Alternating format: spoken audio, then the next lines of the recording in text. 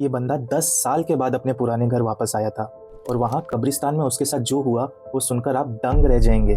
साल 1980 की बात है।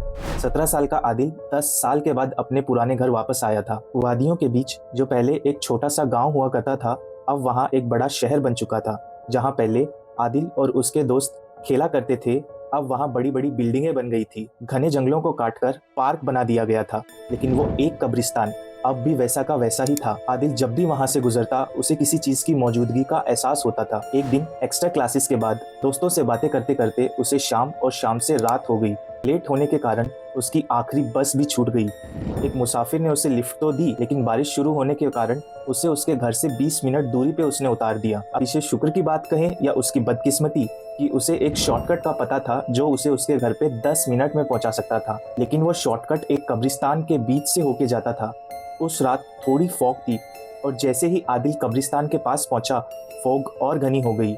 आमतौर पर उस जगह से गुजरने में 5 मिनट लगा करते थे, लेकिन 15 मिनट बीत जाने के बाद भी आदिल कब्रिस्तान में ही था। उसे लगा कि शायद वो रास्ता भटक गया है और एक ही जगह गोल गोल घूमे जा रहा है। तभी अचानक उसे एक अजीब सी आवाज सुनाई दी। वो घबरा गया और तेज चलने लगा और वो आवाज धीरे धीरे खत्म हो गई। लगभग 10 मिनट और चलने के बाद उसकी आंखों के सामने एक छोटी सी लड़की सर झुकाए खड़ी थी। उसे लगा अंधेरे के कारण वो भी भटक गई है। आदिल ने उसको आवाज लगा के पूछा, क्या वो भी उसकी तरह खो गई है? कोई जवाब नहीं आया। आदिल ने फिर उससे उसके नाम के बारे में पूछा।